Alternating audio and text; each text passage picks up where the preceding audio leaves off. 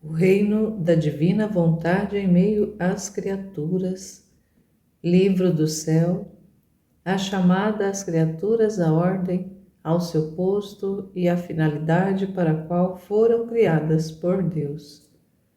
Por Luísa Picarreta. Iniciando o volume 15. Capítulo 1. 8 de dezembro de 1922. Sobre a Imaculada Conceição. Escrevo por obedecer e ofereço tudo a meu doce Jesus, unindo-me ao sacrifício de sua obediência para obter a graça e a força de fazê-la como Ele quer. E agora, ó meu Jesus, dá-me a tua santa mão e a luz da tua inteligência e escreve juntamente comigo. Estava pensando no grande portento da Imaculada Conceição, da minha Rainha e Celestial Mãe, e em meu íntimo ouvi dizer-me: minha filha, a Imaculada Conceição de minha amada Mãe, foi prodigiosa e de todo maravilhosa, tanto que céus e terra ficaram estupefatos e fizeram festa. As três divinas pessoas fizeram competição. O Pai fez sair um mar imenso de poder. Eu, Filho, tirei um mar infinito de sabedoria. E o Espírito Santo, um mar imenso de eterno amor, que, infundindo-se, formaram um só mar, e no meio deste mar foi formada a concepção desta Virgem, escolhida entre as escolhidas. Então, a divindade forneceu a substância desta concepção, e não só era centro de vida desta admirável e singular criatura, senão que este mar lhe estava ao redor, não só para tê-la defendida de tudo o que pudesse assombrá-la, senão para dar a cada instante novas belezas, novas graças, potência, sabedoria, amor, privilégios, etc. Assim que sua pequena natureza foi concebida no centro deste mar, e se formou e cresceu sob a influência destas ondas divinas, tanto que não apenas foi formada esta nobre e singular criatura. A divindade não quis esperar, como é seu costume com as demais criaturas, queria seus abraços, a correspondência de seu amor, seus beijos e gozar-se de seus inocentes sorrisos. E por isso não apenas foi formada sua conceição, lhe dei o uso da razão, adotei de todas as ciências, lhe fiz conhecer nossas alegrias e nossas dores com relação à criação. E desde o seio materno ela vinha ao céu, aos pés de nosso trono para nos dar os abraços, a correspondência de seu amor. Seus ternos beijos e lançando-se em nossos braços, nos sorria com tal complacência de gratidão e de agradecimento, que arrancava nossos sorrisos. Oh, como era bonito ver esta inocente e privilegiada criatura, enriquecida com todas as qualidades divinas, ver no meio de nós todo amor, toda confiança, sem temor, porque somente o pecado é o que põe distância entre Criador e criatura. Rompe o amor, faz perder a confiança e infunde temor. Assim que ela vinha no meio de nós como rainha, que com seu amor dado por nós nos dominava, nos sequestrava, nos punha em festa e se fazia raptora de outro amor. E nós a fazíamos fazer, gozávamos do amor que nos arrebatava e a constituímos rainha do céu e da terra. Céu e terra exultaram e festejaram juntamente conosco, por terem depois de tantos séculos a sua rainha. O sol sorriu na sua luz e achou-se afortunado por ter de servir a sua rainha, dando-lhe luz.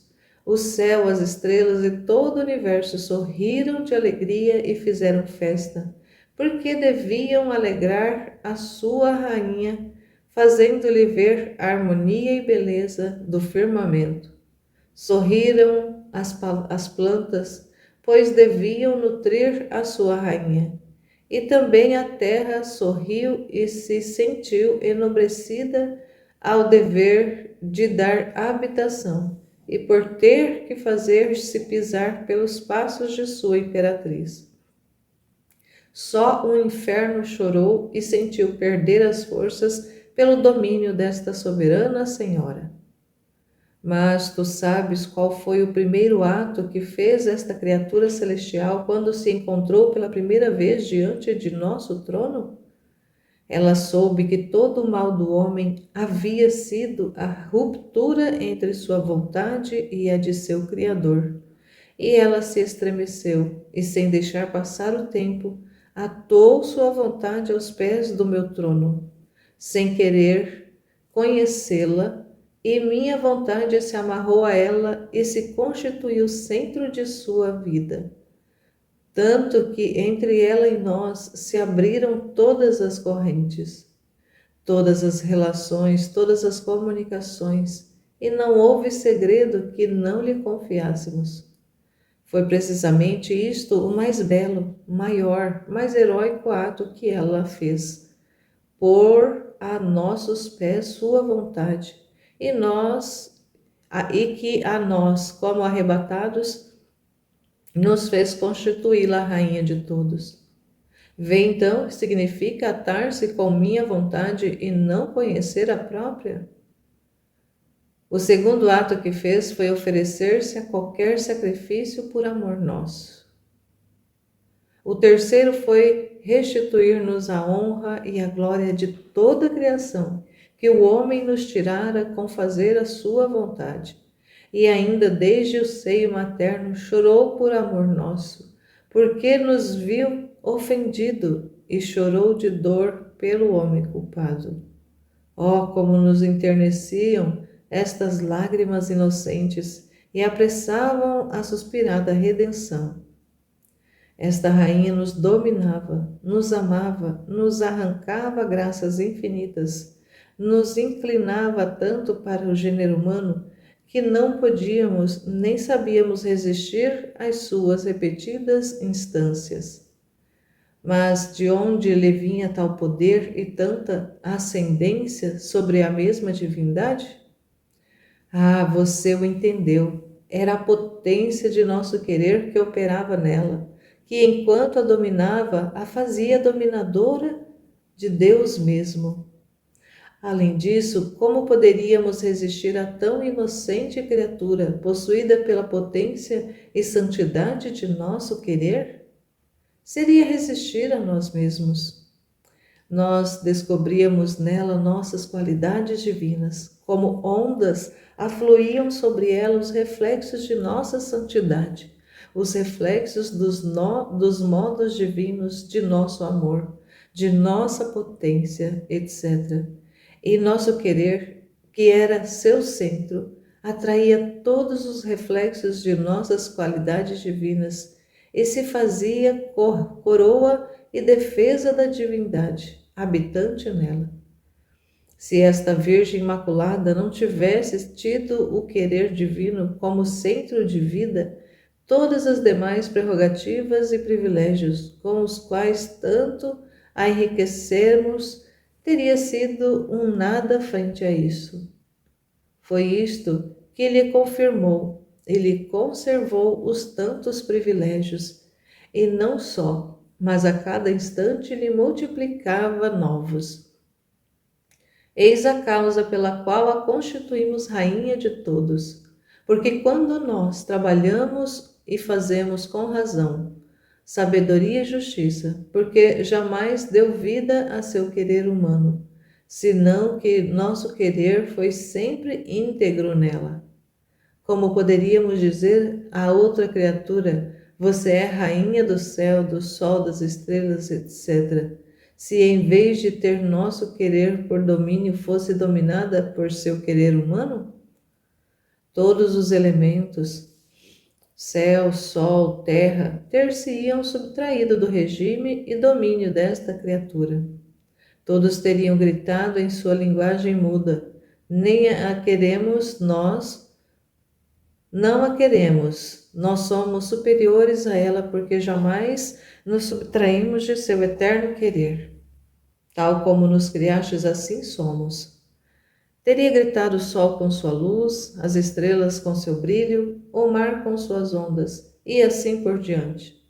Ao contrário, como todos sentiram o domínio desta Virgem excelsa, que quase como sua irmã jamais quis conhecer sua vontade, senão só a de Deus, não só fizeram festa, mas sentiram-se honrados por ter a sua rainha e correram em torno dela para lhe cortejar e tributar as suas homenagens. Com o pôr da lua como escabelo de seus pés, as estrelas como coroa, o sol como diadema, os anjos como servos, os homens como esperando. Todos lhe renderam honras e lhe fizeram suas homenagens. Não há honra e glória que não se possa dar a nosso querer, seja que trabalhe em nós, em sua própria sede, seja que habite na criatura. Mas sabes qual foi o primeiro ato que esta nobre rainha fez quando, ao sair do seio materno, abriu os olhos para a luz deste submundo? Quando ela nasceu, os anjos cantaram canções de ninar à celestial bebezinha, e ela ficou extasiada, e sua bela alma saiu de seu corpinho, acompanhada por legiões angélicas, e girou por toda a terra, e foi recolhendo todo o amor que Deus havia espalhado em tudo o que criou. Penetrando no empírico, veio aos pés de nosso trono e nos ofereceu a correspondência do amor de tudo o que foi criado, e pronunciou seu primeiro obrigada em nome de todos. Oh, como nos sentíamos felizes ao ouvir o obrigado desta pequena rainha, e lhe confiamos todas as graças, todos os dons para fazê-la superior, todas as outras criaturas unidas juntos. Depois, lançando-se em nossos braços, deleitou-se conosco, nadando no oceano de todos os contentamentos, ficando embelezada de nova beleza, de nova luz e de novo amor. Suplicou novamente pelo gênero humano, pedindo-nos com lágrimas que descesse o Verbo para salvar seus irmãos. Mas enquanto isso fazia, nosso querer a fez saber que descesse à terra, e ela imediatamente deixou nossos contentamentos e as alegrias e partiu. Para o quê? Nosso querer. Que poderoso imã era nosso querer, habitante na terra nesta recém-nascida rainha. Não nos parecia já estranha a terra, não nos sentimos mais para castigá-la fazendo uso de nossa justiça. Tínhamos a potência de nossa vontade, que nesta inocente menina nos despedaçava os braços, nos sorria desde a terra e mudava a justiça em graças e em seu doce sorriso, tanto que não podemos resistir ao doce encanto. O Verbo eterno apressou sua carreira.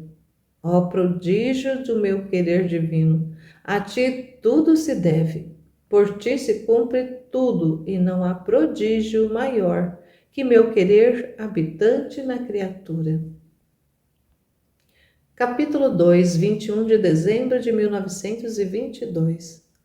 Privação de Jesus e penas da alma. Sentia-me toda afligida pela privação de meu adorável Jesus, mas bem me sentia torturada, meu pobre coração agonizava e se debatia entre a vida e a morte.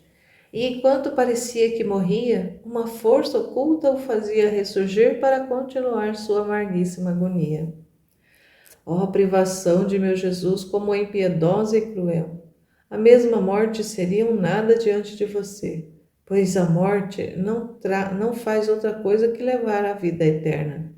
Em troca, a privação faz surgir a mesma vida. Mas tudo isso fez, mas tudo isso era nada ainda. Minha pobre alma, enquanto queria a minha vida, a mim tudo, deixava meu corpo para encontrá-lo ao menos fora de mim. Mas em vão. Melhor me encontrava numa imensidão, da qual a profundidade, a grandeza, a altura não se descobriam um termo. Fixava meus olhares por toda a parte naquele grande vazio. Quem sabe se ao menos pudesse vê-lo de longe para tomar o voo e me jogar em seus braços. Mas tudo era inútil. Temia me precipitar naquele grande vazio, e sem Jesus, para onde eu teria ido? O que teria sido de mim? Tremia, gritava, chorava, mas sem encontrar piedade. Teria querido retornar ao meu corpo, mas uma força oculta me impedia. Meu estado era horrível, porque a alma, encontrando-se fora de mim mesma, se precipitou para seu Deus, como para seu centro, mais veloz que uma pedra quando se desprende do alto e cai até o centro da terra. Não é da natureza da pedra ficar suspensa e busca a terra como apoio e repouso. Assim, não é natureza da alma sair de si mesma e não precipitar-se no centro do qual saiu. Esta pena dá tal espanto, temor, dor, que poderia chamá-la pena de inferno. Pobres almas sem Deus, como fazem? Que pena será para elas a perda de Deus? Ah, meu Jesus, não permitas que nenhum te perca. Agora, estando neste estado tão doloroso, me encontrei em mim mesma e meu doce Jesus, estendendo um braço, me cercou o pescoço. Logo fez ver que tinha em seus braços uma pequena menina, mas de uma pequenez extrema. A menina agonizava e, enquanto parecia que morria, Jesus agora lhe dava seu alento. Agora lhe dava um pequeno gole. Agora apertava a seu coração. E a pobre pequenina voltava de novo à agonia. Mas nem morria nem saía do seu estado agonizante. Jesus era todo atenção. Vigiava, assistia, sustentava. Não perdia nenhum movimento desta criança agonizante.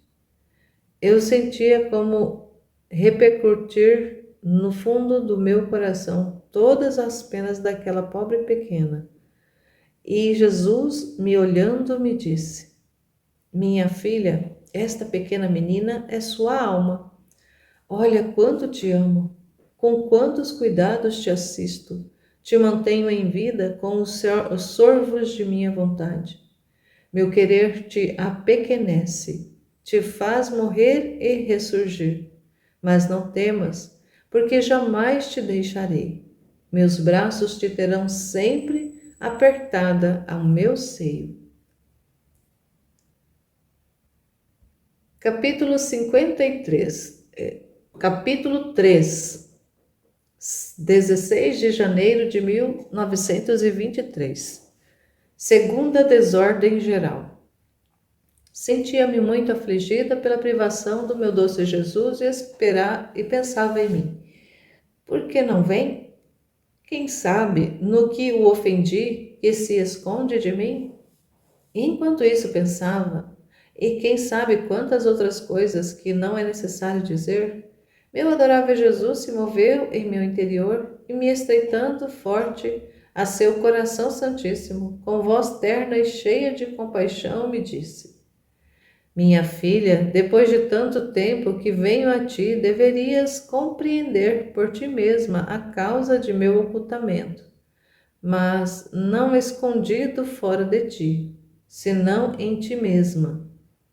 Depois, suspirando forte, acrescentou: Ai, é a segunda desordem geral que as nações estão preparando, e eu estarei escondido em você, e como vigilante para ver o que fazem. Fiz de tudo para dissuadi-los. Dei-lhes luz, graça, chamei-os de modo especial nos últimos meses para te fazer sofrer mais, para fazer que minha justiça, encontrando um dique em ti e uma satisfação demais em tuas penas, pudesse fazer descer mais livremente a luz, a graça em suas mentes, para dissuadi-los desta segunda desordem. Mas foi em vão. E quanto mais uniam, faziam tanto mais fortemente as discórdias, os ódios, as injustiças, tanto que obrigam os oprimidos a tomar as armas para defender-se. E eu, quando se trata de defender os oprimidos e a justiça, mesmo natural, devo comparecer. Muito mais, pois as nações aparentemente vencedoras venceram sobre as bases da mais pérfida injustiça.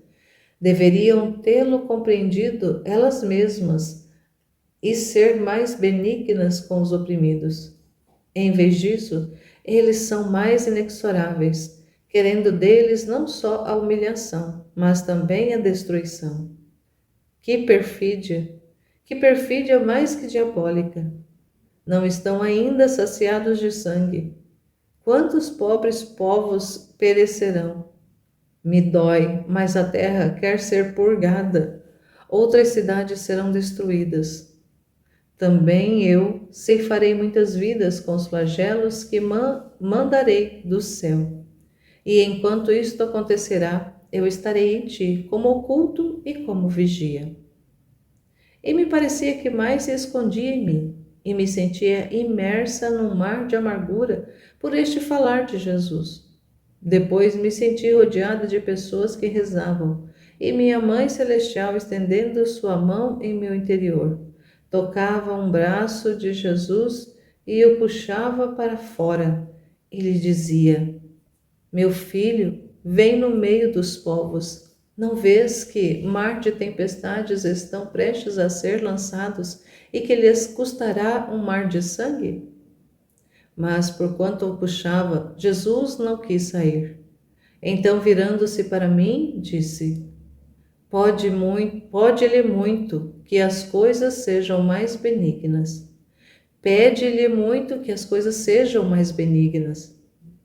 Eu me pus a pedir-lhe, e ele agora punha seu ouvido no meu, e me fazia ouvir os movimentos dos povos, os rumores das armas. Agora me fazia ver várias raças de povos unidos juntos, quem preparando para desencadear guerras, e quem se estava preparando. Por isso, estreitando-me forte ao meu Jesus, lhe disse: Aplaca-te, meu amor. Não vês quanta confusão de povos, quantas desordens? Se isto é nos preparativos, o que será na guerra? E Jesus: minha filha, são eles mesmos que o querem. A perfídia do homem quer chegar aos excessos, e um quer lançar ao outro no abismo. Mas a união de diversas raças servirá depois para a minha glória. Capítulo 4, 24 de janeiro de 1923. A Santíssima Trindade refletida na terra.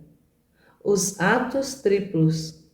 Como estava reservado abrir as portas do eterno querer a Luísa.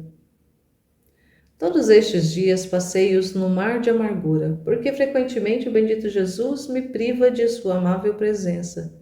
E se faz ver, vejo-o em meu interior imerso em um mar, cujas ondas se elevam acima dele, em ato de submergi-lo. E Jesus, para não ficar submerso e afogado, move seu braço e rejeita a onda. E com olhar piedoso me olha, me pede ajuda e me diz: Minha filha, veja como as culpas São tantas que querem me submergir. Não vê as ondas que me mandam? Que se não agitasse meu braço ficaria afogado? Que tempos tão tristes, que trarão tristes consequências. E enquanto isto disse, esconde mais dentro de mim. Que pena ver Jesus neste estado. São penas que dilaceram a alma e a fazem em pedaços. Oh, como se quisesse sofrer qualquer martírio para consolar a meu doce Jesus. Depois, esta manhã, me parecia que meu amável Jesus não podia mais, e fazendo uso de seu poder, saiu desse mar cheio de todas estas armas prontas para ferir e também para matar, que dava terror só olhá-lo, e apoiando sua cabeça sobre meu peito, todo aflito e pálido, mais belo do que uma beleza que raptava, me disse: minha filha querida, não podia mais. E se a justiça quer seu curso, também meu amor quer seu desabafo e fazer seu caminho. Por isso saí desse mar horrível que me formam as culpas das criaturas, para dar campo a meu amor, para vir me desabafar com minha pequena filha de minha vontade. Também você não podia mais. Escutei o estertor de sua agonia, por minha privação, naquele mar horrível, e tendo posto todos de lado, corri a ti para desabafar e fazer-te desabafar em amor comigo, para te dar de novo a vida. E enquanto dizia isto, apertava-me fortemente. Ele beijava-me, punha-me sua mão na garganta para me aliviar a dor que ele mesmo me tinha dado, porque há dias, havendo-me puxado com força os nervos da parte do coração que corresponde à garganta, fiquei como que sufocada. Meu Jesus era todo amor e queria que eu lhe devolvesse os beijos, as carícias, os abraços que ele me dava. Depois disto, compreendi que queria que eu entrasse no mar imenso da sua vontade, para ser aliviada do mar das culpas das criaturas. E estreitando-me mais forte a ele, disse: meu amado bem, junto comigo quero seguir todos os atos que fez tua humanidade na vontade divina. Onde chegou tu, quero chegar também eu, para fazer que em todos teus atos encontre também o meu. Então, assim como sua inteligência na vontade suprema percorreu todas as inteligências das criaturas, para dar ao Pai Celestial a glória e a honra, a reparação por cada um dos pensamentos de criatura em modo divino e selar com a luz uma graça de tua vontade cada pensamento delas. Assim também eu quero percorrer cada um dos pensamentos, desde o primeiro até o último que terá vida nas mentes humanas, para repetir o que está feito por ti. Além disso, quero unir-me aos pensamentos de Nossa Celestial Mãe, que nunca ficou para trás, mas que sempre correu junto comigo, junto contigo e com os pensamentos que fizeram seus santos. A estas últimas palavras, Jesus olhou para mim e toda ternura me disse: minha filha, na minha vontade eterna encontrarás todos os meus atos, assim como todos os de minha mãe, que envolviam todos os atos das criaturas, desde a primeira até a última. Deveria existir como centro de um manto, e este manto como formado em duas partes. Uma estava-se ao céu, elevava-se ao céu para dar amor, para dar a meu Pai, como uma vontade divina, tudo o que as criaturas lhe deviam: amor, glória, reparação e satisfação. A outra parte ficava para a defesa e ajuda das criaturas. Nenhum outro entrou em minha vontade para fazer tudo o que fez minha humanidade. Meus santos fizeram minha vontade, mas não entraram dentro para fazer tudo o que fez minha vontade e tomar como de um só golpe todos os atos, do primeiro até o último homem, e tornar-se ator, espectador e divinizador. Com fazer minha vontade, não se chega a fazer tudo o que meu eterno querer contém, senão que desce na criatura iluminada, por quanto a inteligência pode conter. Só quem entra dentro se amplia, se difunde como luz solar aos eternos voos do meu querer, e encontrando as minhas ações e as da minha mãe, põe nelas o seu. Olhe em minha vontade. Há outros atos de criatura multiplicados nos meus que chegam até o último ato que deve cumprir-se sobre esta terra? Olhe bem, não encontrará nenhum. Isso significa que nenhum entrou. Estava reservado abrir as portas do meu querer eterno à pequena filha minha, para unificar seus atos aos meus e aos de minha mamãe, e tornar triplos todos os nossos atos perante a majestade suprema e para o bem das criaturas. Agora, havendo aberto as portas, podem entrar outros, desde que se disponham a um bem tão grande. Então continuei junto com Jesus, girando em sua vontade para fazer o que estava feito por ele. Então olhamos juntos para a terra. Quantas coisas horríveis se viam, e como continham os preparativos para a guerra, que fazem estremecer. E todo tremendo me encontrei em mim mesma. Pouco depois voltei e continuei a falar da sua santíssima vontade, dizendo: minha filha, minha vontade no céu continha ao Pai, ao Filho e ao Espírito Santo. Era uma a vontade das três divinas pessoas, enquanto eram distintas entre elas.